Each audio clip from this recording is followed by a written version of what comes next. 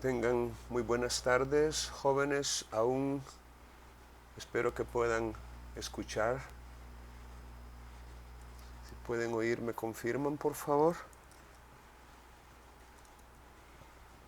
Buenas tardes. Buenas tardes. Excelente. Bien, vamos a dar inicio a esta sesión en la cual vamos a introducir como parte de el tema que hemos estado analizando de último, que es el recurso de casación. Pues vamos a introducir ahora dos instrumentos que a lo mejor ustedes ya tuvieron ocasión de revisarlos en la plataforma de Canvas, y si no, pues lo vamos a hacer en este momento. Y se trata, o mejor dicho, para ello voy a mostrarles aquí en pantalla la plataforma virtual, para que así ustedes puedan, en el caso de que no lo hayan visto todavía, pues para que puedan conocer estos instrumentos, ya que la idea, fíjense bien, es poder redactar un escrito de casación, un escrito que contenga el recurso de casación, pero de tal manera que en él podamos incluir todo lo que sea necesario para garantizar su admisión a trámite. No la estimación del recurso, digamos que eso a lo mejor es mucho pedir, pero por lo menos que el recurso se pueda admitir a trámite, es decir, para que se pueda de alguna manera conocer la queja presentada en ese recurso de casación, y para que los magistrados de sala puedan analizar si tenemos o no la razón. Bueno, en ese orden de ideas, en esta semana 10, efectivamente, el tema es específicamente cómo redactar un escrito conteniendo un recurso de casación. Y en esta semana pues se ha presentado, se ha preparado esta página conteniendo la información correspondiente. Es una semana que va desde hoy, 26 de septiembre, hasta el próximo domingo, 2 de octubre. Y como les digo, se trata de redactar un escrito conteniendo un recurso de casación. En las indicaciones de la semana podemos leer lo siguiente. Esta semana concluiremos el estudio del recurso de casación aprendiendo el modo de proceder y lo relativo a la sentencia, y la mejor manera de aprender a redactar un escrito, no solo de un recurso de casación, sino de cualquier otra clase, es estudiando y analizando las disposiciones legales en que dicho escrito se fundamenta, especialmente cuando esas normas legales van a servir para calificar la corrección formal del escrito.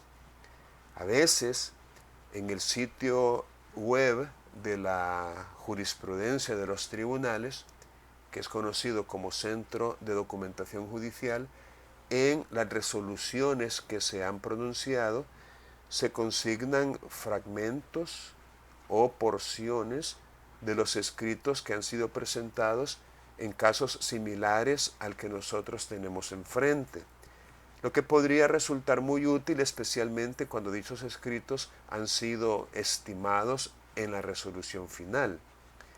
Entonces, un primer consejo que yo les doy para poder mejorar y en su momento perfeccionar esta técnica que se requiere, estos conocimientos que resultan básicos a la hora de preparar un recurso de cualquier naturaleza, pero en este caso de casación, es buscar en el Centro de Documentación Judicial aquellas sentencias que han declarado al lugar, es decir, sentencias estimativas, sentencias que le han dicho al recurrente, bueno, tú tienes razón y te la vamos a dar.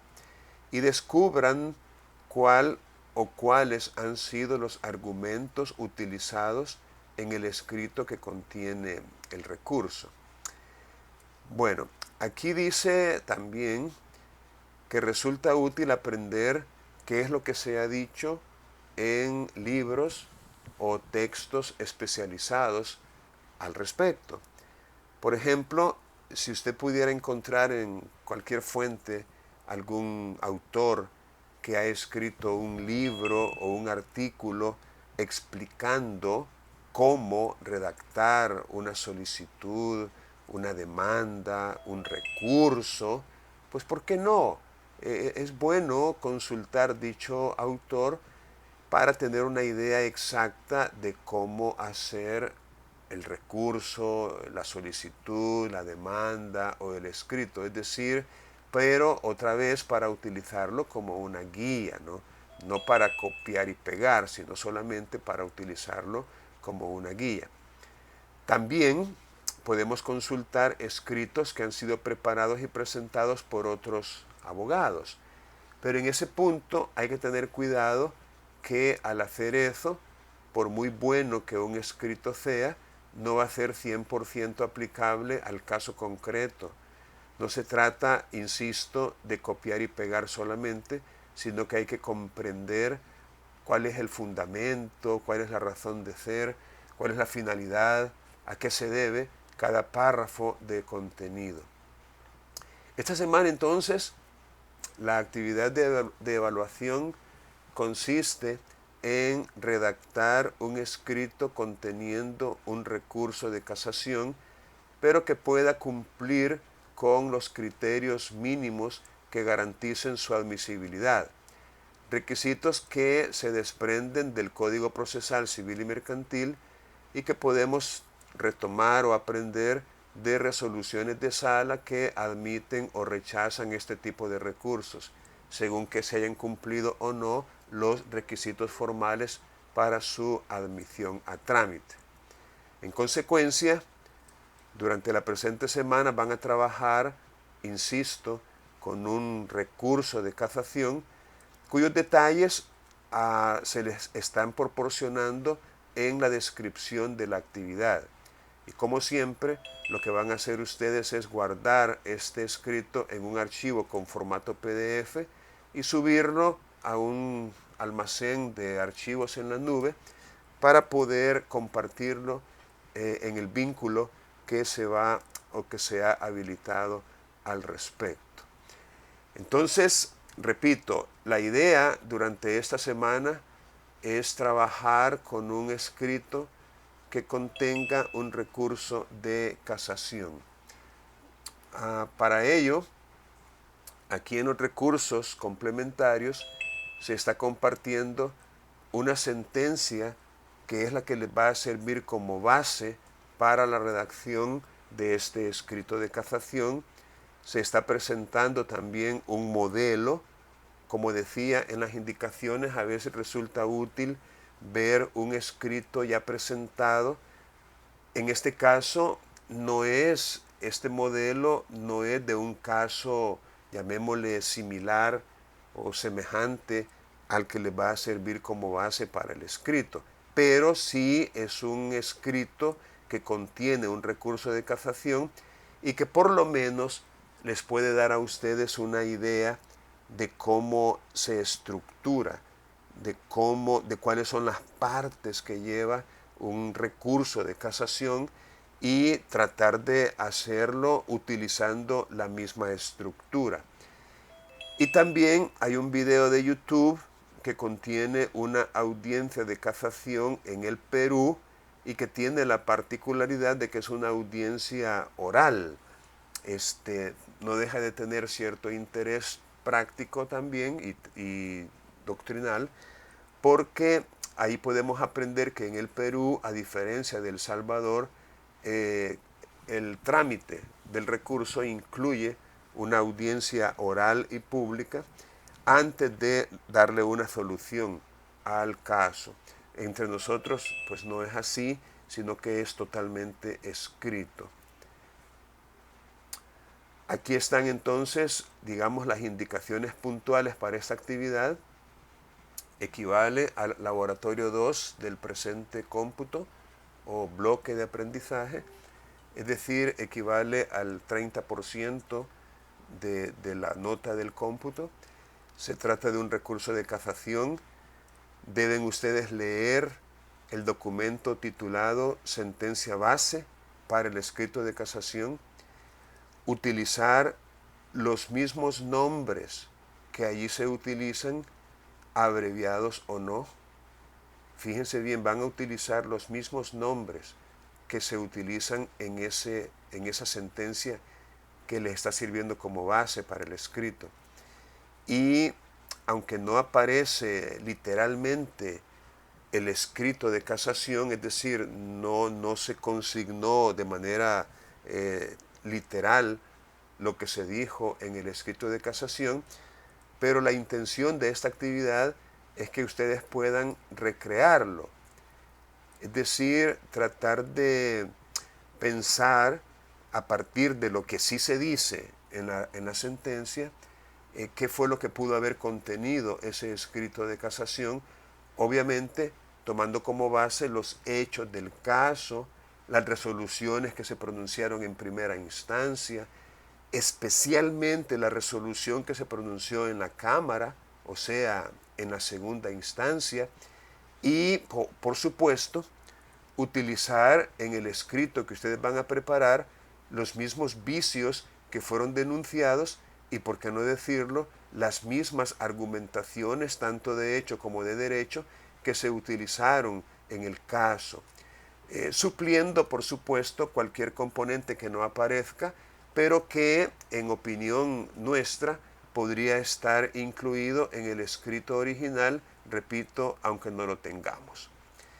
También deben leer el modelo de escrito de casación y utilizar en tu propio escrito la misma estructura que aparece en este modelo.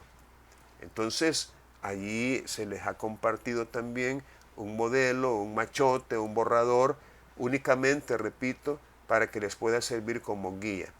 Ya les expliqué que no es un caso similar al que vamos a preparar el escrito, para que efectivamente lo utilicen como guía solamente. Ahora, aquí hay un aspecto colaborativo en la actividad, y es el siguiente. Antes de enviar tu escrito, antes de presentarlo para su evaluación, debes socializarlo con al menos 3 compañeros y escuchar de ellos sus comentarios y, por qué no, sus sugerencias. Y al mismo tiempo, usted debe recibir los escritos que han preparado al menos 3 compañeros y, por su parte, hacerle comentarios y sugerencias. Esto no implica una autorización para poder plagiar o para poder cortar y pegar o copiar. O sea, no es la idea de esta parte colaborativa que ustedes empleen las mismas palabras que sus compañeros han utilizado o que ellos utilicen las mismas palabras que ha utilizado usted. Eso queda completamente prohibido. Y cuando tenga listo el escrito, entonces lo sube a la nube en alguno de los depositorios que hay para archivos y documentos, como podría ser Dropbox, Google Drive, OneDrive o cualquier otro, y lo presentan o comparten el vínculo en el espacio o en el buzón de tareas que se ha preparado para ese efecto. Y aquí tenemos que la estructura del escrito, la claridad en la exposición y la fundamentación jurídica van a ser los criterios para poder evaluar este trabajo.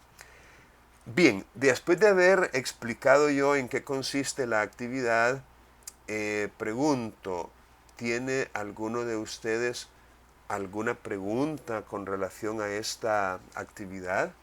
¿Algo que no le ha quedado suficientemente claro y que quisiera que se le ampliara un poco más?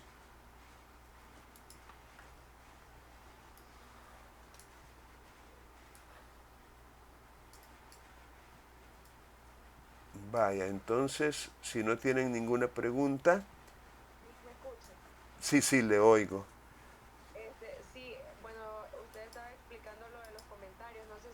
mencionó, pero para aclarar, respecto de los comentarios, como usted menciona que antes de subirlo al buzón, tendríamos que como compartir pues el recurso de casación con otros compañeros para como que él haga comentarios sobre nuestro escrito, ¿verdad? Así es.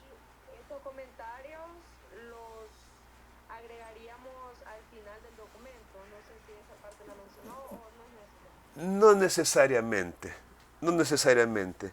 Esto, como le repito, es como una actividad que obviamente está fundamentada en la confianza, ¿verdad? En que efectivamente lo van a hacer y que efectivamente les puede servir de algo. Porque recuerden que estamos tratando de impulsar una formación socioformativa, un modelo socioformativo de aprendizaje y de alguna manera, como quien dice, usted puede mejorar mucho su propio trabajo viendo los trabajos que han hecho otras personas. Usted incluso puede también ayudar a otros a mejorar el trabajo de ellos mostrándole lo que usted ha hecho. Y de esta manera usted puede enriquecer su propio trabajo. Obviamente es una parte que yo diría que es renunciable en el sentido de que si usted quiere aprovecharse de esa experiencia de aprendizaje y compartir con otros y recibir de otros lo que se ha hecho, pues lo puede hacer. Y si no, pues es como un privilegio el que usted tiene. Pero no voy a solicitar, digamos, una evidencia puntual de que efectivamente lo ha hecho. Ahora, ¿alguna otra pregunta o inquietud que puedan tener? Vaya.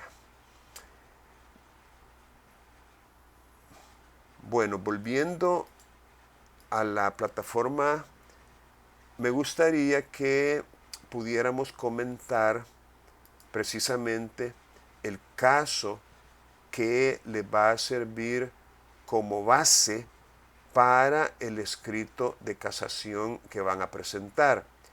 Ese caso obviamente está publicado y es el que se titula Sentencia base para escrito de casación. Entonces, este documento me gustaría que nos tomemos algún tiempo para poderlo comentar. Antes quisiera preguntar si alguno de ustedes ya tuvo oportunidad de leerlo. No le culparía si todavía no lo ha hecho porque, bueno, digamos que se publicó hoy a las 8 de la mañana y tal vez usted no ha tenido tiempo todavía para hacerlo. Pero sí me gustaría, previo al estudio que ustedes van a hacer de esto, más o menos tratar de ilustrar de qué se trata. Repito, con la intención de que ustedes puedan tener una mejor idea de qué es lo que van a poder utilizar como argumentos tanto de hecho como de derecho. Vaya, miren, este es un caso no tan antiguo, es una sentencia que se pronunció el día 1 de noviembre del año 2019, está bajo la referencia 72 CAC 2019 y fue pronunciada por el máximo tribunal en materia de casación, como lo es la Sala de lo Civil. Es un recurso interpuesto por una abogada que, si no estoy equivocado, parece ser que formó parte de alguna de las salas, o quizás más de una, porque fue magistrada de sala, fue magistrada de sala, y ella pues algo tuvo que haber aprendido durante ese periodo, ¿verdad? Y nos lo demuestra en esta sentencia, porque se trata de un proceso declarativo común reivindicatorio de dominio, iniciado en un juzgado de lo civil y mercantil de San Salvador y que pues se resolvió en primera instancia de manera desfavorable a la parte demandante. Es decir, se resolvió a favor de la parte demandada. Déjenme ver. Sí. ¿En qué consiste un proceso reivindicatorio de dominio? Vaya, vamos a ver si podemos, para poder tener algún tipo de claridad, vamos a ver si nos podemos remitir. Regálenme un segundo. Aquí estoy. Bien, vamos a ver si nos podemos remitir al Código Civil aquí está, para que podamos ver cuál es, digámoslo así, desde el área sustantiva, el fundamento legal de esta pretensión. Y es precisamente en el Código Civil los artículos 891 y siguientes.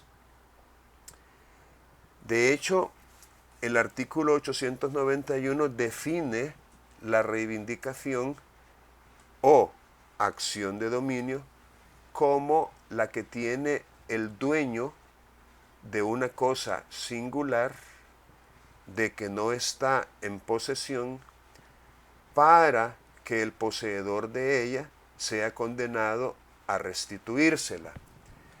Muchas veces nosotros no tenemos suficientemente claro la diferencia que hay entre el dominio y la posesión. Déjenme ver si puedo hacer esto aquí para poder hacer la letra un poquito más grande. Bien, les decía que muchas veces no tenemos claro qué es la diferencia entre el dominio y la posesión. En este artículo 891 nosotros podemos encontrar que se mencionan ambos términos, ambos conceptos. El concepto de dominio, el concepto dueño, que de alguna manera son conceptos equivalentes, y también el concepto posesión, y por su parte, como equivalente de él, el concepto poseedor. Es decir, vamos a decir que el dueño o propietario tiene el dominio o propiedad de una cosa. Y tal vez en la mayoría de los casos, el que es dueño también es poseedor. Repito, en la inmensa mayoría de los casos, las dos calidades coinciden en una misma persona. Una misma persona, insisto, es el dueño de una cosa y también es el poseedor. Pero puede suceder, y de hecho sucede en algunas ocasiones, que el dueño sea desprovisto, haya perdido o se le haya quitado la posesión. Y fíjense bien, ante esa situación no deja de ser dueño, sigue siendo dueño, pero sí deja de ser poseedor, porque, insisto, la posesión le fue quitada por otra persona diferente. Y en ese caso, o cuando sucede eso, nos encontramos con que una misma cosa tiene dueño, por un lado, que es una persona, digamos, X, y también tiene poseedor, por otro lado, que es una persona Y, o sea, no es la misma que es el dueño o propietario. allí es donde puede darse esta acción de dominio o reivindicación. Fíjense que muchas personas ni siquiera escribir la palabra pueden, ni siquiera escribirla. Entonces es bueno también, y para ello pues habría que a veces hasta hacer algunos ensayos, ¿verdad?, de cómo se escribe correctamente este término. Entonces, espero, repito, que ustedes vayan poniendo atención, tomando notas o apuntes si fuera necesario, para que puedan, repito, comprender que una cosa es dominio o propiedad y otra cosa es la posesión. De hecho, la posesión no es un derecho, sino que es un hecho. Eso también confunde muchas veces porque, por ejemplo, pensamos que la posesión puede comprobarse de la misma manera que se comprueba el dominio. Cosa, insisto, que no es así y que de ello se habla en la sentencia que estamos estudiando en este momento. Se habla en esa sentencia de cuál es el elemento probatorio pertinente, útil, relevante e idóneo para acreditar la posesión y, por supuesto, cuando hay necesidad de acreditarla. Porque recuerden, por favor, que cuando nosotros estudiamos el derecho procesal, los procesos declarativos o los procesos especiales, la teoría general del proceso, derecho probatorio, etc., obviamente hemos aprendido que los hechos que se prueban dentro de un proceso son los hechos controvertidos, mas no así los hechos admitidos por las partes. Entonces aquí estamos en presencia, por supuesto, de la necesidad de probar hechos en los cuales no hay acuerdo, no hay estipulación, no ha habido admisión y también una admisión, llamémosle procesalmente aceptable o procesalmente procedente. Es decir, una admisión, un reconocimiento de hechos en mi perjuicio, lo que antes se llamaba confesión y que hoy le podemos llamar declaración de la parte contraria, obviamente tiene que ser producida de la manera que la ley lo establece. Es decir, en audiencia, con posibilidades de contradicción y con plena conciencia de lo que se está haciendo. Es decir, tiene que haber intención de reconocer un hecho que le resulta adverso.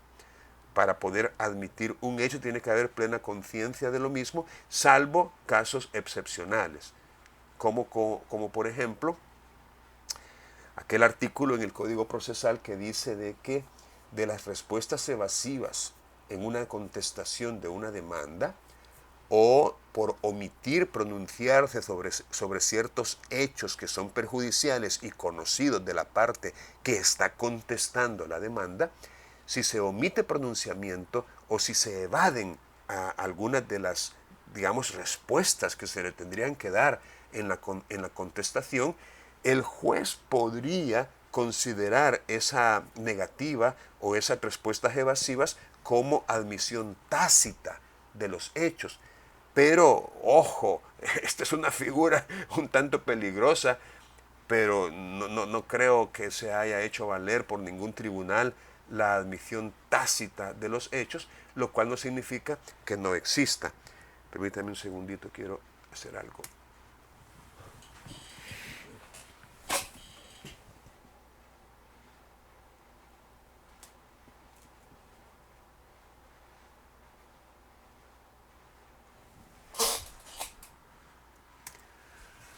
Bien, como les he dicho siempre, vuelvo a insistir de que si en la medida que yo estoy haciendo algunas explicaciones, ustedes tienen alguna pregunta o inquietud, la pueden formular sin ningún problema.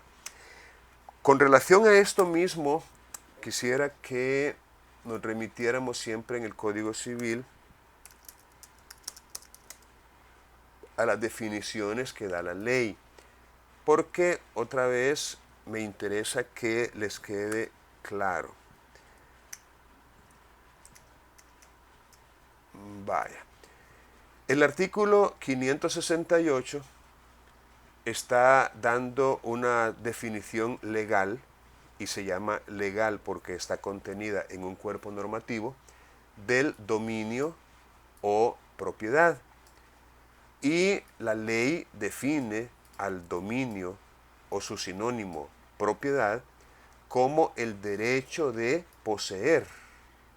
Fíjense bien, dominio o propiedad está relacionada con la posesión, en el sentido de que el dueño o propietario tiene un derecho exclusivo de poseer una cosa, gozar y disponer de ella, sin más limitaciones que las establecidas por la ley o por la propia voluntad del propietario. En otras palabras, si nosotros hacemos un análisis conceptual, nos damos cuenta de que el dominio o propiedad incluye, aunque no necesariamente, o podría, mejor dicho, incluir la posesión. En otras palabras, el dueño o propietario tiene un derecho exclusivo para poseer.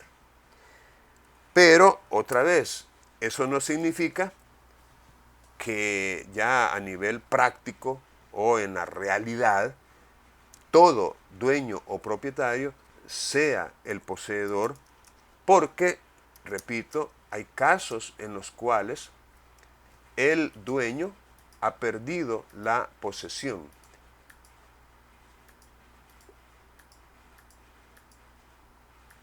Vamos a ver, estoy buscando el concepto de posesión que aparece en el artículo 745.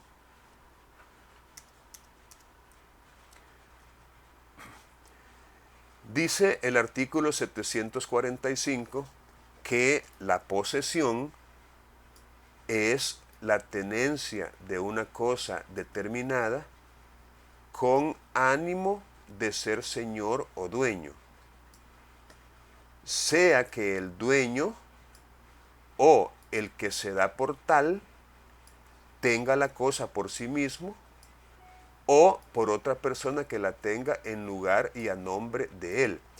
Fíjense que aquí este artículo nos está aclarando que la posesión la puede tener el dueño o la puede tener el que se da por tal. Estas palabras son claras para poder comprender, digamos, la posesión como un hecho más que un derecho. La posesión es tener una cosa. La tenencia material de una cosa es un elemento de la posesión. La tenencia material, otra vez, es un hecho. Yo tengo materialmente una cosa bajo mi poder. No necesariamente tengo por qué ser el dueño. Es más, si lo analizamos bien y hacemos como un pequeño estudio mental en cuanto a las distintas calidades con que una cosa cualquiera se podría tener, repito, distintas calidades. Un ejemplo podría ser, usted tiene una cosa bajo su control, bajo su poder, bajo su, digamos, facultades para poder utilizar esa cosa, para poderla tocar, ver, destruir si así lo quisiera, facilitárselo a otro, hacer cosas con ella. Es decir, repito, son varias las calidades. Y piensen en un ejemplo, el lugar donde ustedes viven,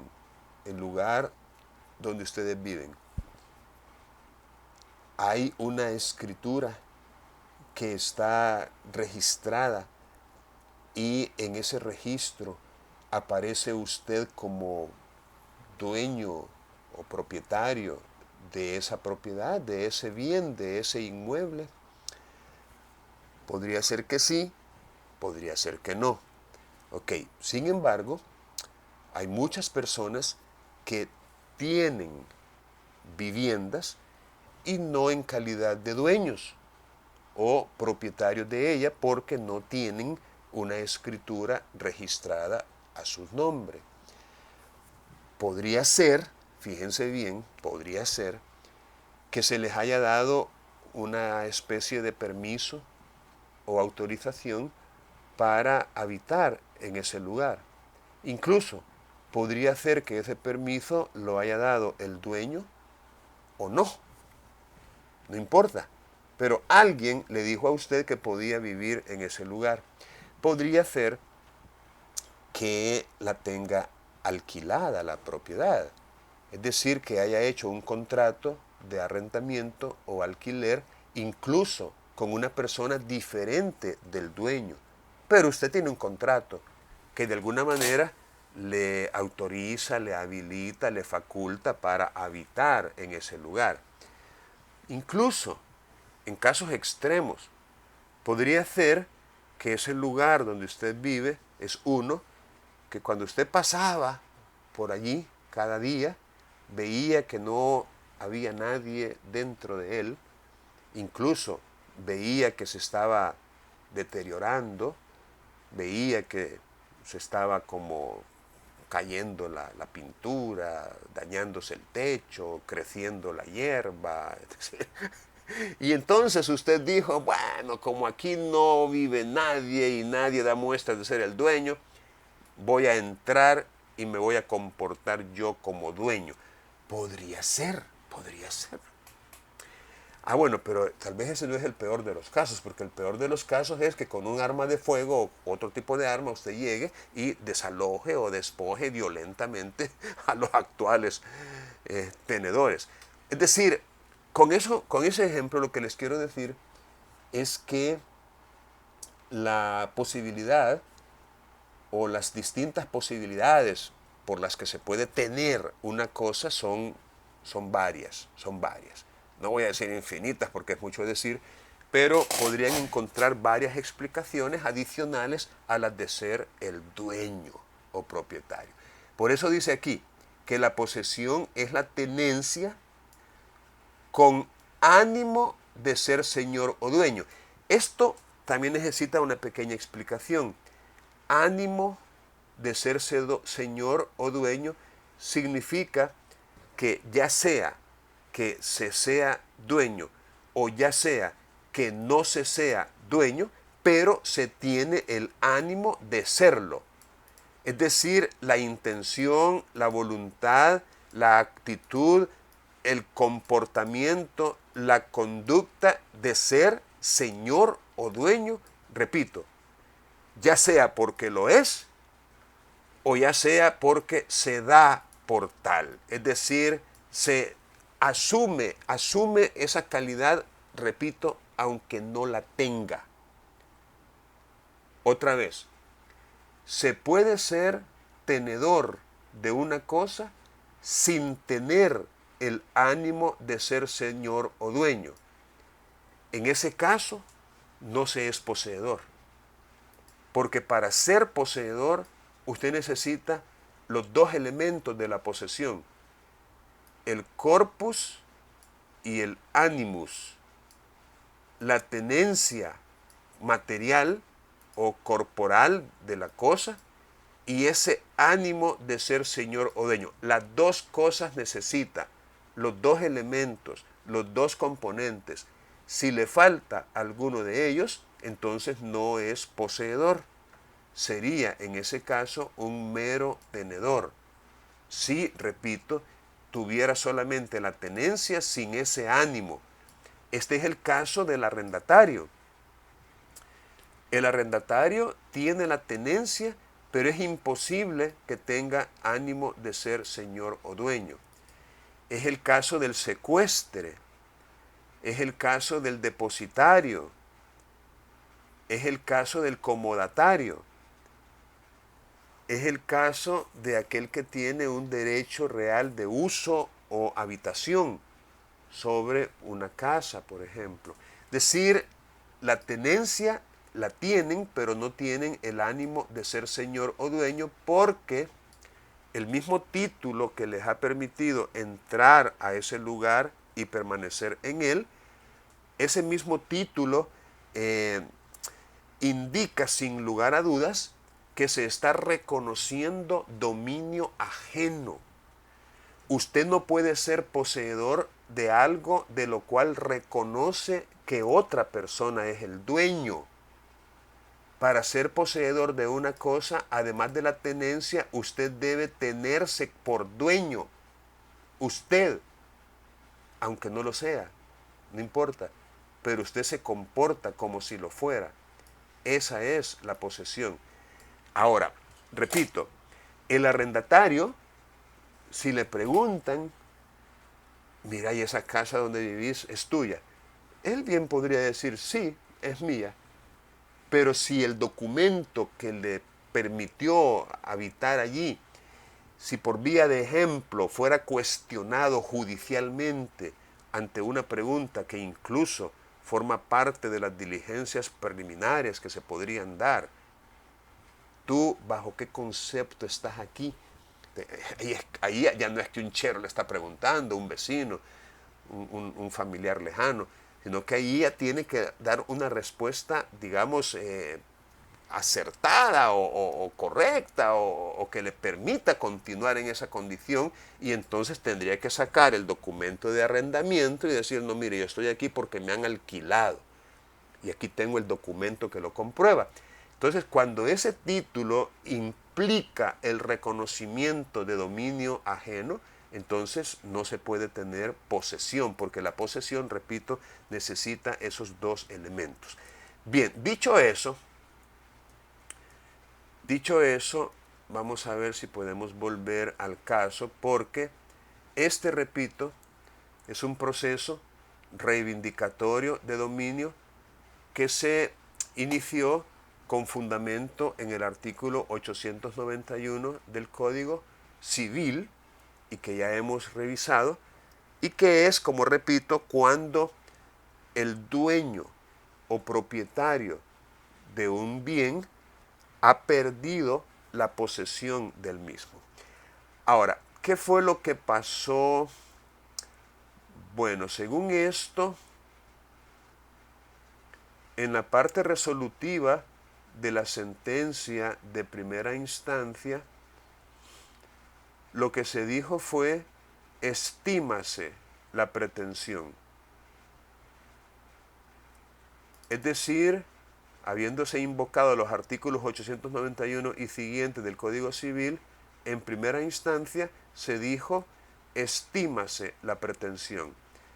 Ahora, estimar una pretensión en un proceso reivindicatorio de dominio es darle la razón al demandante, que en este caso es el dueño o propietario, según instrumento fidedigno. Es decir, uno tampoco puede probar el dominio o propiedad por cualquier medio probatorio. No, ese necesita una prueba específica e incluso la valoración de esa prueba no se hace con base al sistema llamado sana crítica, para nada. El dominio o propiedad se prueba instrumentalmente. Es decir, usted no puede decir en un proceso en el que necesite acreditar dominio o propiedad, no puede decir, y el dominio que tengo o que tiene mi cliente sobre el inmueble, lo vamos a probar, su señoría, con testigos. O lo vamos a acreditar con la declaración de la propia parte. Él va a declarar bajo juramento que él es el dueño de la propiedad. O lo vamos a probar con un reconocimiento que antes se llamaba inspección, para que usted, su señoría, pueda desplazarse al inmueble, pueda entrar en él, pues le será mostrado en todos sus detalles, y pueda ver allí las fotografías que están colgadas en las paredes, y ahí puede aprovechar para preguntar a los vecinos que quién es el dueño y va a ver cómo ellos le van a decir que mi cliente es el dueño. No, absurdo, totalmente absurdo. Porque el dominio o propiedad, insisto, se acredita documentalmente. Usted va a probar que es dueño con la escritura donde consta que se le ha hecho tradición del dominio o donde consta que ha adquirido el dominio y que, para surtir efectos frente a terceros, ha sido debidamente inscrito en el registro inmobiliario, en el registro de la propiedad raíz. Entonces, si usted no tiene esa escritura, simple y sencillamente no puede probar que es el dueño y la pretensión tendría que ser desestimada en ese caso.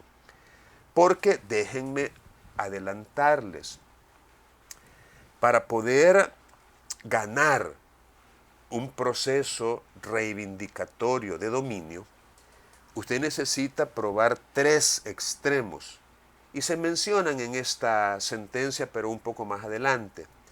El primero de ellos, usted tiene que probar dominio o propiedad en el demandante. Es decir, tiene que probar que usted es el dueño o propietario y probarlo de la manera que la ley faculta o permite probar. No de la manera absurda que ya les estuve comentando, tipo chiste, sino de la manera en que según la ley se tiene que acreditar el dominio o propiedad. Lo segundo que tiene que probar para que se le estime esta pretensión es que usted ha perdido la posesión de ese bien y que esa posesión que usted ha perdido, quien la tiene es el demandado. Repito, usted tiene que probar que la posesión de ese bien no la tiene usted, sino que quien la tiene es el demandado. Fíjense que poco importa o no tiene, digamos, tanta relevancia cómo es que usted la perdió y cómo es que el demandado la tiene. No, resulta irrelevante a los hechos, digamos, principales de la pretensión, porque lo que interesa es que usted no tiene la posesión porque el que la tiene es el demandado. Y lo tercero que usted tiene que acreditar de forma suficiente y fehaciente es la singularidad, como quien dice, no tiene que haber ninguna duda de cuál es el objeto que se está pretendiendo reivindicar. Porque esta pretensión de reivindicación, digamos, concluye con una orden directa al poseedor para que le restituya la posesión al demandante, al dueño. Pero no puede haber allí ningún tipo de duda, incertidumbre, indeterminación o indefinición, sino todo lo contrario. Tiene que estar claramente identificado, claramente detallado, claramente singularizado el bien que hay que devolver o restituir o entregar al dueño o propietario. Ahora, fíjense bien, si falla la prueba de, aunque sea uno de estos 3 extremos, aunque sea de uno de ellos, ya no digamos 2 o ya no digamos los 3, entonces la pretensión no podría ser estimada. En este caso, y considerando el fallo de primera instancia, podríamos concluir que a lo mejor los extremos de la demanda fueron debidamente acreditados. Pero eso lo vamos a ver más adelante en cuanto a si es así o no. Lo cierto es que en primera instancia la pretensión se estimó. Se trata de 3 inmuebles inscritos y pues el demandado es el señor MMS. Cuidadito con usar esas últimas 2 letras.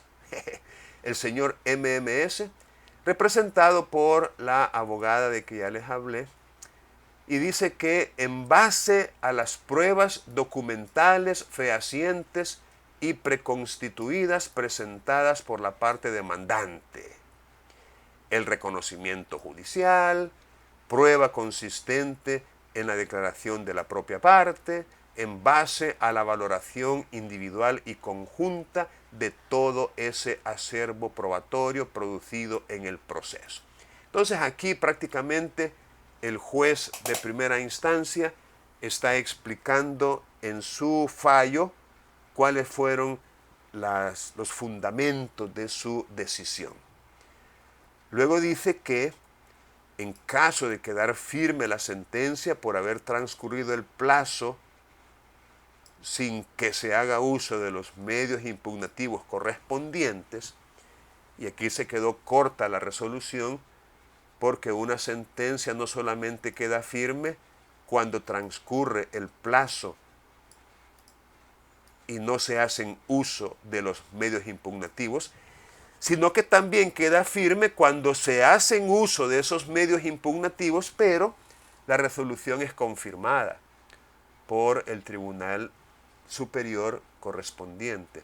Entonces, aquí se quedó un poquito corto, pero bueno, lo cierto es que le concedió un plazo de 30 días hábiles al demandado condenado en primera instancia para que desaloje voluntariamente el inmueble objeto de este proceso.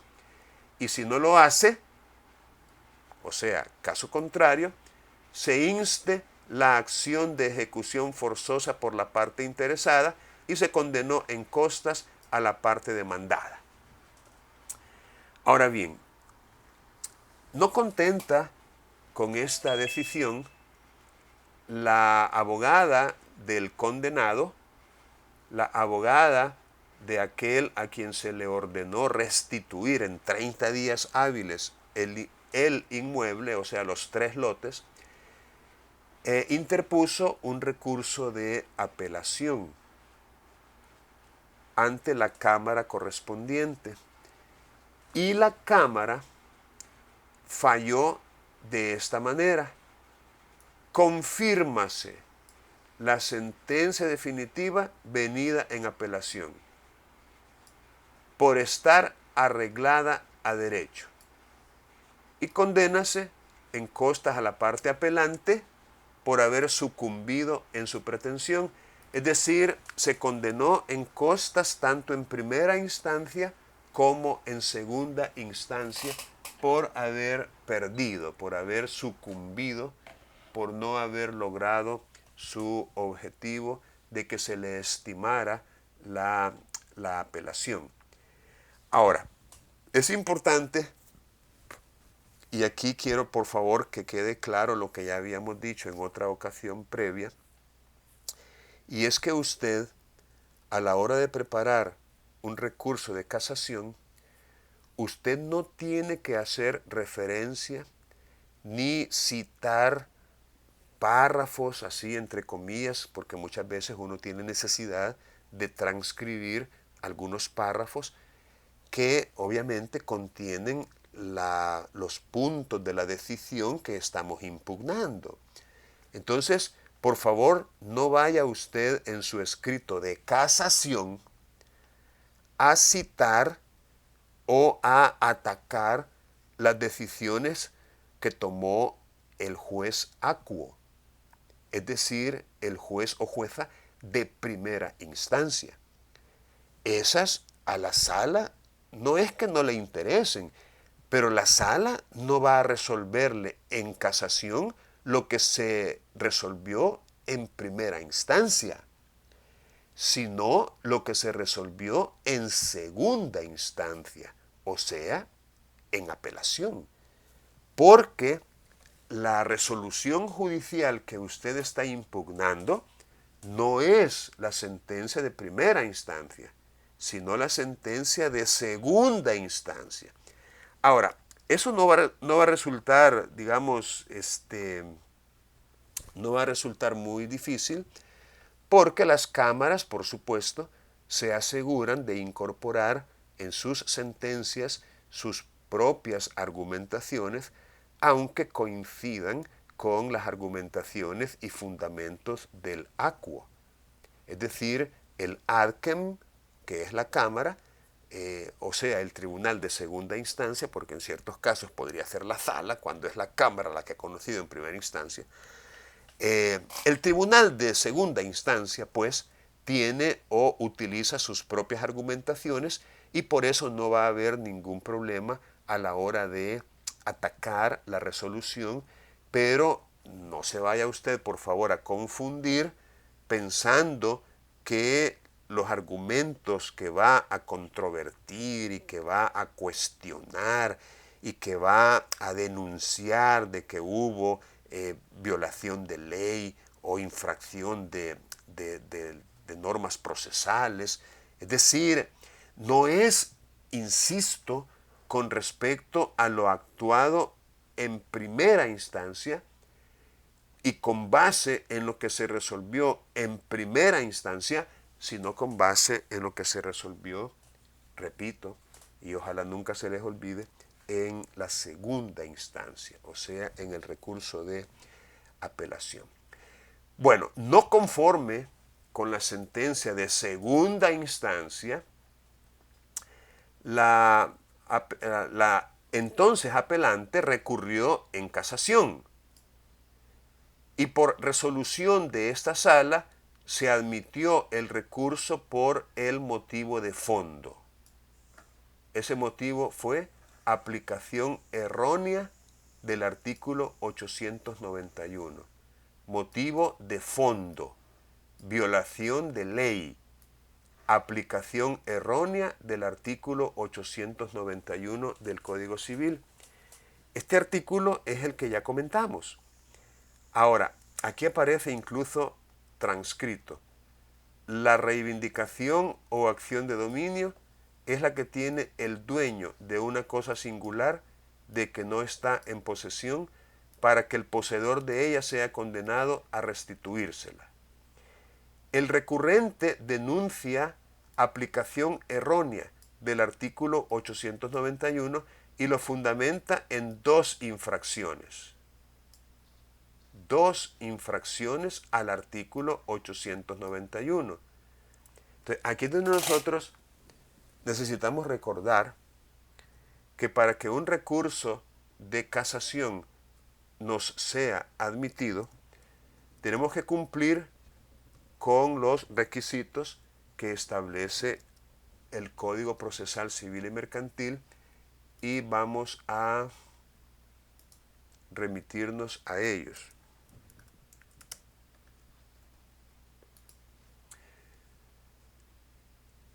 El recurso, dice el artículo 521, deberá fundarse en la existencia de una infracción o errónea aplicación de la norma de derecho. Y hay motivos de fondo contenidos en el artículo 522 y hay motivos de forma contenidos en el artículo 523. Bueno, les aclaro, el modelo que se ha puesto a disposición de ustedes para que lo utilicen como guía, como muestra para poder preparar su propio escrito de casación, ese modelo está basado en una casación que se presentó por motivo de forma, ese modelo, y se invocó el artículo 523 en el ordinal 13, que dice literalmente por haberse declarado indebidamente la improcedencia de una apelación. Ese fue, otra vez, el motivo que se invocó en el recurso de casación cuyo escrito se les ha proporcionado para que les sirva como modelo o base. Para mayor abundancia, déjenme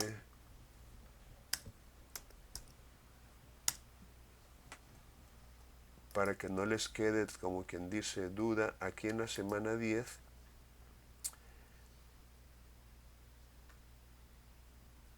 aquí está, miren, modelo de escrito de casación.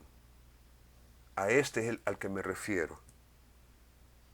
Este modelo que está aquí no está basado en un motivo de fondo, sino que en un motivo de forma.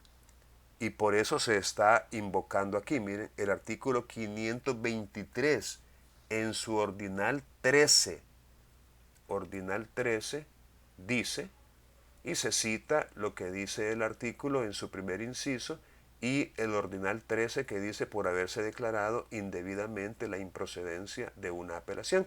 Entonces, no se vayan a confundir, porque repito, se les está dando este modelo para que les sirva como guía, para que no salgan ustedes desde cero, para que lo utilicen como base y traten de, ¿por qué no?, respetar la misma estructura.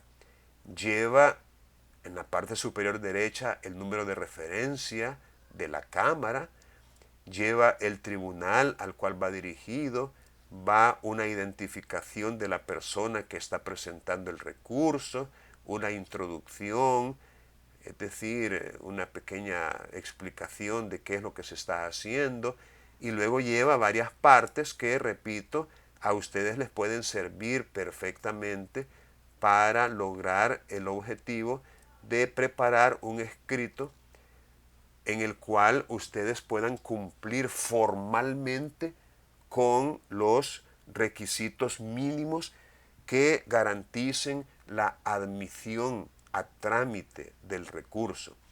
Entonces no vayan a salir ustedes con motivo de forma, porque en el caso que estamos estudiando no fue un motivo de forma, sino un motivo de fondo el que se utilizó. Entonces, como primera infracción, dice la sentencia, denuncia que hay aplicación errónea del artículo 891 porque la Cámara, fíjense bien, no menciona el tribunal de primera instancia, no dice el acuo. Si lo dijera, estaría cometiendo un error porque ya la sala ha dicho en varias ocasiones que lo que se va a conocer es lo que resolvió la Cámara en segunda instancia y no lo que resolvió el acuo en primera instancia. Entonces, la Cámara Adkem consideró que se había probado la posesión del demandado con el reconocimiento judicial, a causa de que en ese reconocimiento el demandado mismo, de su propia boca, le manifestó al juez que él ha estado en posesión de esos inmuebles. Entonces, según el tribunal, la posesión se probó porque al hacerse el reconocimiento judicial, el demandado le manifestó al juez acuo que él ha estado en posesión de esos inmuebles. Entonces, la Cámara consideró en su sentencia que eso era suficiente para acreditar la posesión. En su escrito, la recurrente agregó que la posesión debió probarse con testigos, ya que es la prueba idónea para establecer dicha posesión. Entonces, ¿qué tenemos aquí? Tenemos que la recurrente en casación argumenta que la posesión debe probarse con testigos. y que ese es el medio o la prueba idónea para establecerla. La Cámara, a ese respecto, manifestó respecto al segundo de los puntos a probar de la acción reivindicatoria, que es la posesión de la cosa por el demandado, supuesto de la acción de dominio, que significa la privación de la posesión que sufre el dueño por tenerla otro, por lo que el demandante está en la necesidad de probar que el demandado es el actual poseedor de la cosa que se pretende reivindicar. Entonces la Cámara dice, con el reconocimiento judicial practicado en el caso que nos ocupa, y da la hora y la fecha, en los inmuebles, tal como consta, el acuo comprobó que efectivamente el señor tal, que es el demandado, se encuentra en posesión de los inmuebles propiedad del demandante. Al respecto, esta Cámara hace la aclaración que el reconocimiento judicial es uno de los medios idóneos para probar la posesión, la cual tiene la finalidad de reconocer un objeto o un lugar de conformidad con el artículo 390 y la constatación de los hechos que se hubieren verificado de conformidad al artículo 395 ordinal cuarto. Para el caso concreto, el juez acuo constató en dicho acto, es decir, la Cámara concluye que el acuo, en el acto del reconocimiento que fue a hacer a los inmuebles, en ese momento constató la posesión de los inmuebles objeto del mismo. Además de lo dicho por el demandado en el lugar de los hechos. Además de lo dicho por el demandado. Recuerden que el demandado, según lo que dijo la propia impetrante del recurso, él le dijo al juez que él estaba en posesión de esos inmuebles en el momento del reconocimiento. Por tanto, dice la Cámara, por tanto, es una conclusión a la que la Cámara llegó, no es cierto que la posesión se deba probar únicamente mediante la prueba testimonial, tal como lo manifestó en el escrito de apelación y en la respectiva audiencia la parte apelante. Miren que por lo menos no hay ninguna duda en cuanto al criterio de la Cámara. No es cierto que la posesión se deba probar únicamente mediante la prueba testimonial, tal como lo manifestó la recurrente, tanto en el escrito como en la audiencia de apelación. Respecto de esta infracción, esta sala advierte lo siguiente, y fíjense cómo se remite al artículo que también ya comentamos en esta misma sesión, el artículo 745 del Código Civil. La posesión es la tenencia de una cosa determinada con ánimo de ser señor o dueño, sea que el dueño o el que se da por tal tenga la cosa por sí mismo o por otra persona que la tenga en lugar y a nombre de él. Y aquí es donde viene lo que yo les he comentado a ustedes y que nuevamente nos ilustra lo importante, lo útil que resulta leer las sentencias de la sala o de cámaras. Es decir, nosotros podemos, gracias a la lectura, digamos, no, ¿por qué no decirlo? No incurrir en lo que podemos llamar la ignorancia de la jurisprudencia, porque para mí resulta, ¿por qué no decirlo?, un golpe bajo un ataque a la inteligencia o a la memoria. Para mí resulta un poco serio, pues, que a tribunales, ya no digamos a abogados, la sala diga en reiterada jurisprudencia. Miren, ¿cuál creen ustedes que es el mensaje implícito en esta frase? En reiterada jurisprudencia. Equivale a cuántas veces nosotros no hemos dicho ya. Es decir, no es la primera ni la única y quizás ni la última vez que vamos a decirlo, que vamos a resolver. En reiterada jurisprudencia, y que conste reiterada porque no es 2 ni 3, aunque aquí solamente se citan 2 casos, el 219 CAC 2014 y el 42 CAC 2019, aunque solo se citan 2 casos, créanme, son muchos más, son muchos más. Esta sala, en reiterada jurisprudencia, ha sostenido que la prueba idónea para acreditar la posesión es la prueba testimonial. Es la prueba testimonial. En tal sentido, la posesión solo puede probarse con testigos. Fíjense lo terminante, lo claro, lo definitivo que resulta esta forma de hablar.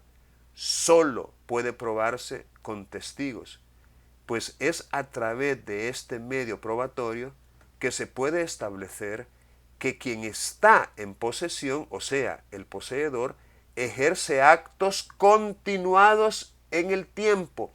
Y quizás esto es el concepto clave.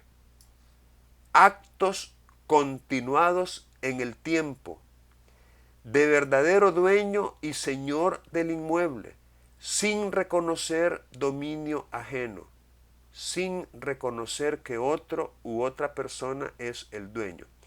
Y es que son los testigos quienes mediante sus sentidos han podido presenciar la realidad del caso concreto y pueden dar fe acerca de los hechos que les consten. En cambio, el reconocimiento judicial no tiene por objeto comprobar la realización de actos posesorios, otra vez, continuados en el tiempo, sino que su finalidad es que el juez reconozca por sí mismo a una persona, un objeto o un lugar en el mismo instante de realizar dicho reconocimiento. En virtud de lo anterior, esta sala considera que al no haber aportado el actor la prueba testimonial, fíjense bien, testimonial, que acredite la posesión del demandado, y haber considerado la Cámara Adkem que el reconocimiento judicial era suficiente para probar la posesión, la infracción denunciada ha sido cometida por la Cámara sentenciadora. Es decir, hubo una aplicación errónea del artículo 891, en el sentido de que no se probó que el demandado fuera el poseedor y se interpretó equivocadamente esa disposición atribuyéndole calidad de poseedor a quien no la tiene, o que, bueno, para mejorar un poco la explicación, aunque la tenga, no se pudo probar que la tenga, porque la manera de probar es con testigos. En consecuencia, se impone casar la sentencia impugnada y pronunciar la que a derecho corresponde. Cualquiera diría que una vez tomada la decisión por la sala de que van a casar, de que van a anular, de que van a dejar sin efecto la sentencia de segunda instancia, Cualquiera podría pensar, pues ya estuvo, ya resolvieron, digamos, que van a casar la sentencia. Ok, lo que viene a continuación es que pronuncien la sentencia que corresponda. De inmediato, ya. Pero no. Recuerden que en materia de casación, la sala tiene que resolver todos los motivos que hayan sido contenidos en el escrito de interposición del recurso, en tanto sean de la misma índole, de la misma clase, de la misma naturaleza. Ya se los expliqué también. Si en el escrito de interposición van 5 motivos de forma y 4 motivos de fondo, primero la sala va a resolver los motivos de forma, pero los va a resolver todos, aunque proceda casar la sentencia por tan solo uno de ellos. Pero tiene que pronunciarse sobre todos, sobre los 5. Ahora, si no hay, bueno, o si no hay, digamos, del estudio se descubre que no hay infracción de forma, entonces pasa a los de fondo. Y en este caso, igual, tiene que resolver y pronunciarse sobre todos los motivos de fondo, aunque solo uno de ellos resulte estimado, o ninguno, o dos, no importa. Pero recuerden esa obligación que el Tribunal de Casación tiene de resolver y pronunciarse sobre todos los motivos en tanto sean de la misma naturaleza.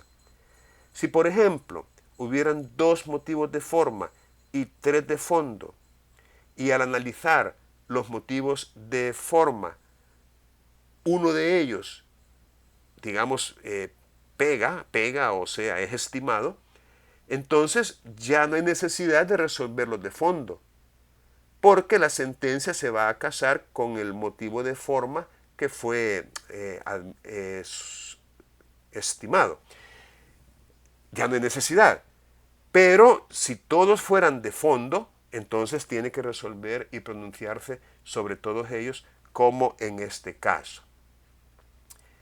Como segunda infracción, denuncia que hay aplicación errónea del mismo artículo 891, porque la Cámara consideró que se habían identificado y o individualizado plenamente los 3 inmuebles con los testimonios de las escrituras públicas de compraventas presentadas por el actor, y que, al haberlas relacionado con el acta del reconocimiento judicial, concluyó que son los mismos que se relacionaron en la demanda presentada.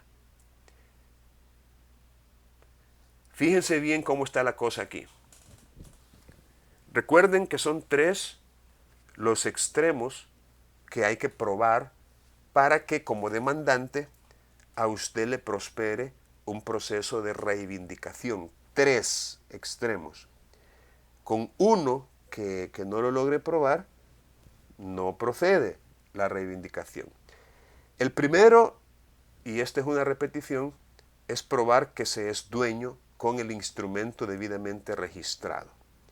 El segundo es probar la posesión en cabeza del demandado, que el demandado es poseedor, y ya hemos aprendido que el medio probatorio idóneo es los testigos, no el reconocimiento judicial, porque el reconocimiento judicial es instantáneo, es decir, no importa si dura 1 hora, 2 horas o 15 minutos, pero el juez únicamente va a apreciar lo sucedido en ese pequeño lapso de tiempo. Pero la posesión se traduce en hechos continuados en el tiempo. Y esos son los que hay que acreditar. Y la única manera es con testigos, según lo que dice la sala en esta y en reiterada jurisprudencia. Y el tercer elemento o extremo que hay que probar es la singularización del bien.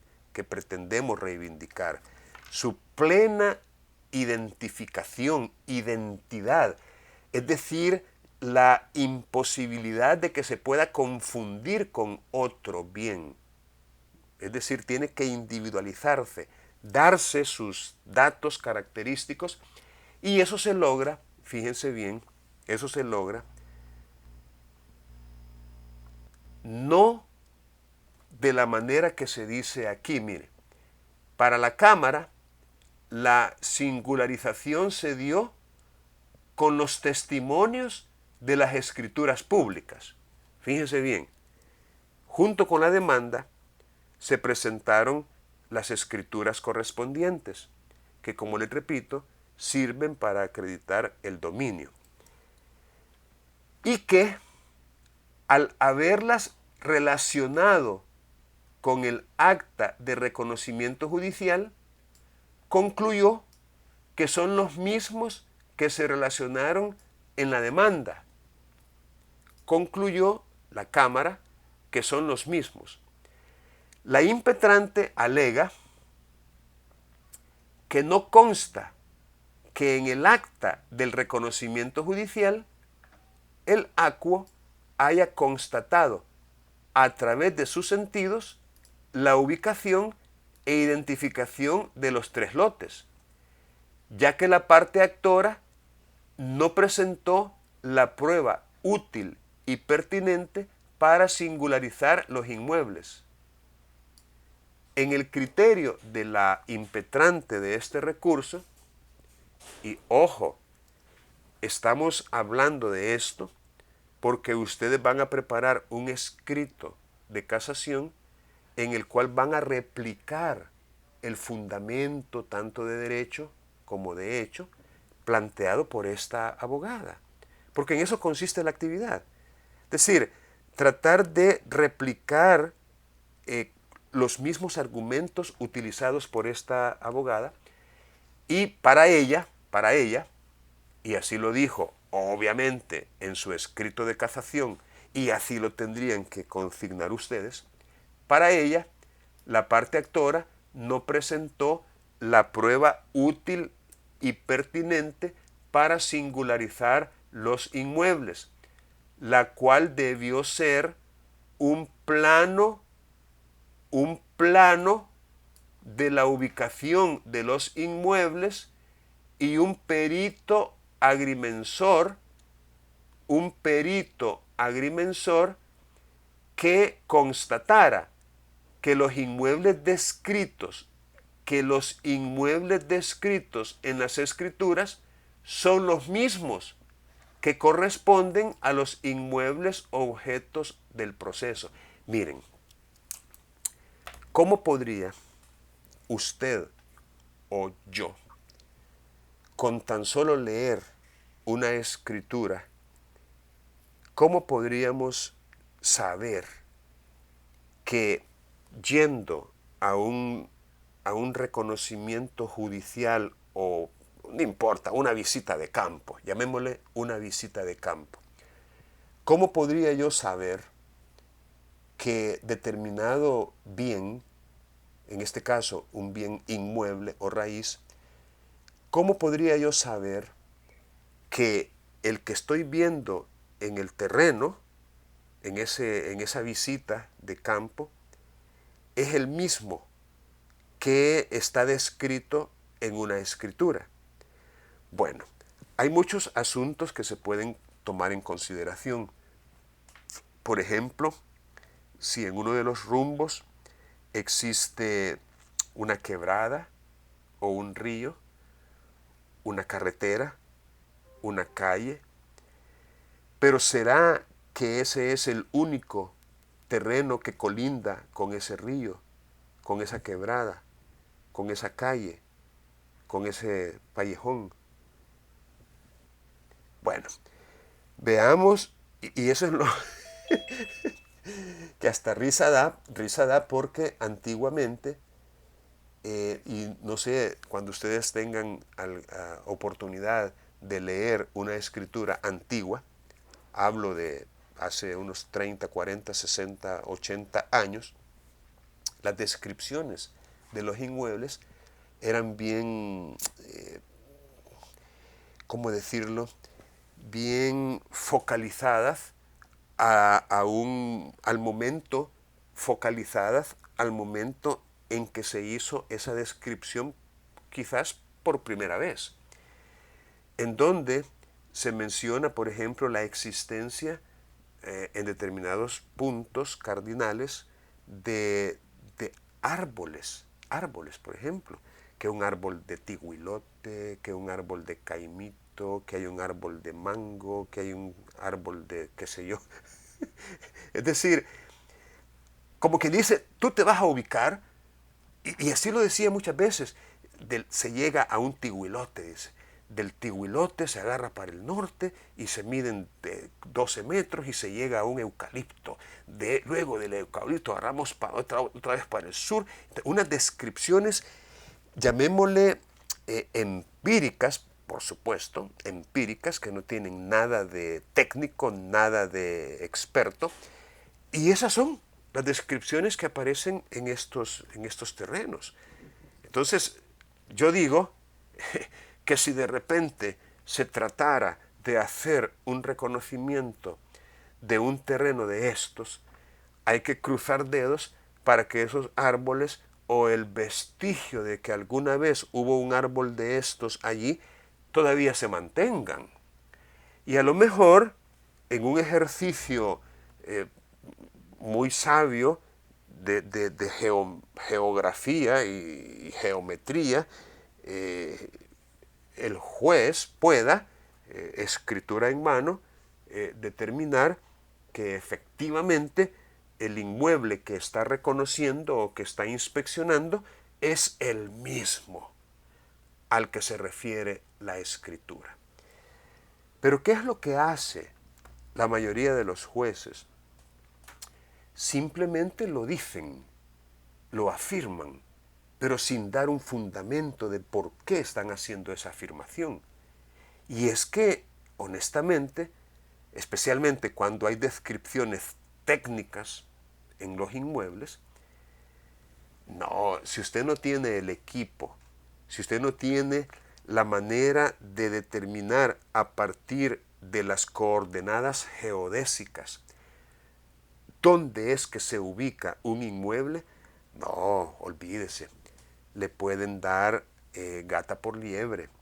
Es decir, a usted le puede, mire, si es que hay terrenos que son tan parecidos, tan idénticos entre sí, que a veces hasta los mismos dueños se confunden. No sé si usted alguna vez viviendo en Colonia no ha ido a una casa diferente de la que iba, porque son muchas de ellas exactamente iguales, muy parecidas, porque las hacen así masivamente, todas con el mismo diseño.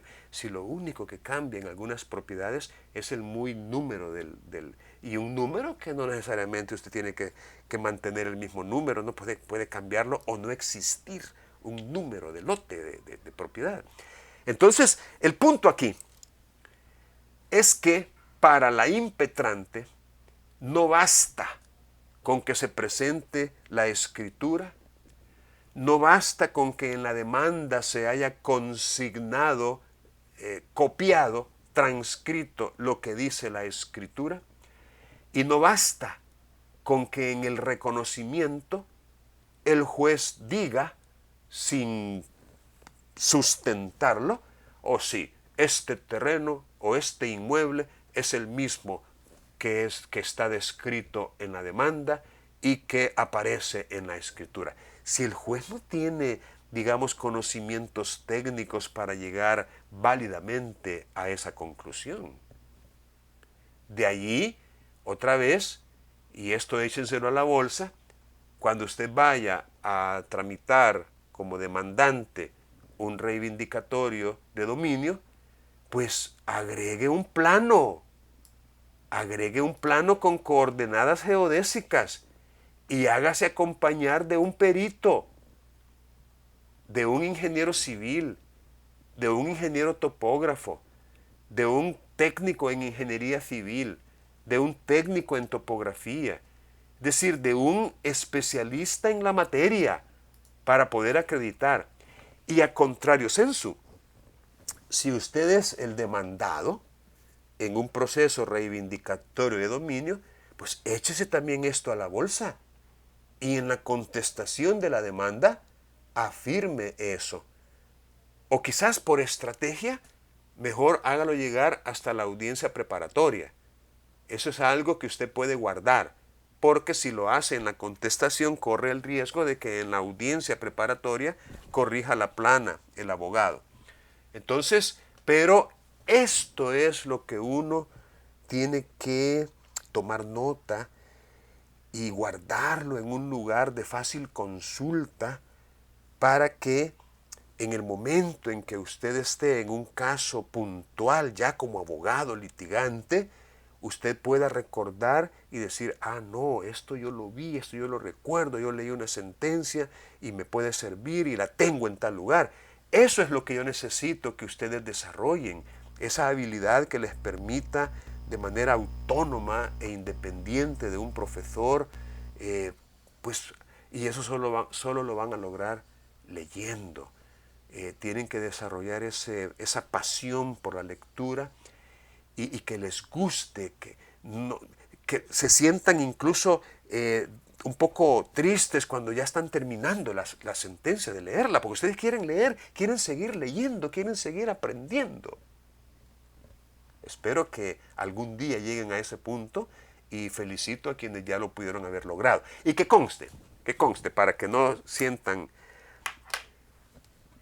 Si su, digamos, vocación está por el derecho administrativo, ok, vaya a la sala de lo contencioso administrativo y busque sentencias allí y aprenda derecho administrativo. Si es constitucional, wow, felicidades. Ahí está la sala de lo constitucional, pero les recomiendo las salas anteriores a la actual, ¿verdad? Por razones obvias, ¿verdad? Hay que leer las resoluciones de esa sala, de lo constitucional, pero no esta, sino la anterior para atrás. Si es en la materia penal, pues igual, ¿no? Vaya y busque resoluciones de esa materia en la sala de lo penal, y así, si es familia, igual, ¿no? Es decir, pero especialícese en algo, pues. O sea, no se quede, ¿verdad?, con las migajas que pueda recibir en sesiones como esta, sino que vaya y busque su propia formación, la propia construcción de sus conocimientos. La Cámara, efectivamente, dice de que respecto al tercero de los puntos a probar, que es la identificación o singularización de la cosa reivindicada, para el caso que nos ocupa, se estableció con el testimonio de escritura matriz que efectivamente el demandante es propietario de esos inmuebles y asimismo una certificación registral, literal, de la escritura, y fíjense bien, se infiere que teniendo el demandante el derecho de propiedad y haberse constatado en el acta de reconocimiento que los inmuebles en los cuales se realizó el reconocimiento, son los mismos que se relacionan en la demanda, por tanto, dichos inmuebles han sido entonces plenamente identificados. Es decir, son cosas determinadas. Miren, ¡ay, qué barbaridad! Es decir, son cosas determinadas. Miren, ustedes necesitan desarrollar una actitud crítica. Crítica. No es lo mismo que una cosa sea determinada a que haya sido individualizada o singularizada dentro de un proceso en particular. Es que miren, yo puedo estar reclamando un vehículo de estas características para que me sea restituido a través de una reivindicación sobre un bien mueble, porque también se puede, bienes muebles, un vehículo, y puedo yo caerle encima a un vehículo que tiene las mismas características que el vehículo que yo pretendo reivindicar, pero no es el mismo. No es el mismo. Porque, por ejemplo, faltó verle el número de chasis, VIN. faltó verle el número de motor, aunque el motor también se puede cambiar, pero el chasis BIN muy difícilmente. Pero no hicimos ese análisis del chasis BIN, es decir, de un número que lleva marcado, pero en el chasis no es cuestión.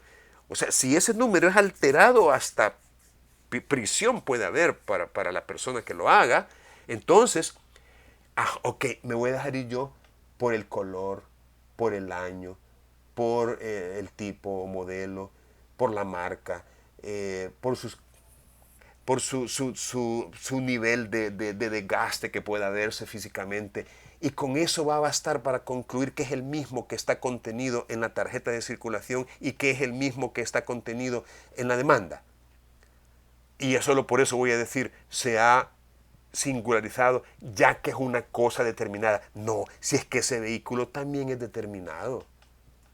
El problema es de que se falló en la determinación del mismo en el caso concreto.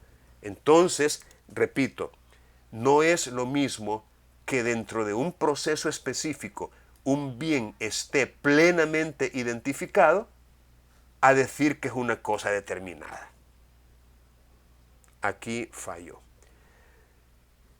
Viene la sala y con respecto a esta infracción hace las siguientes consideraciones y concluye diciendo de que esa singularización no se dio.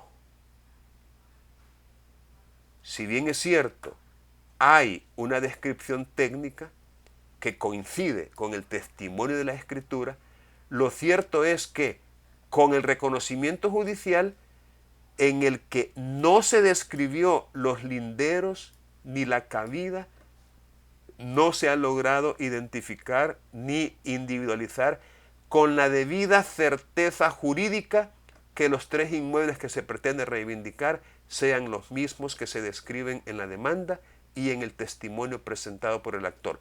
Por consiguiente, la infracción denunciada ha sido cometida por el tribunal Adkem, imponiéndose entonces casar la sentencia y pronunciar la que a derecho corresponda. Vemos pues de que este es un caso en el cual la sala le dio la razón a la impetrante en los dos infracciones alegadas, tanto en el hecho de que no se probó la posesión de la manera en que corresponde y que tampoco se logró individualizar o singularizar el inmueble. Muy bien, jóvenes, aún el tiempo concluyó y vamos a tomar la asistencia.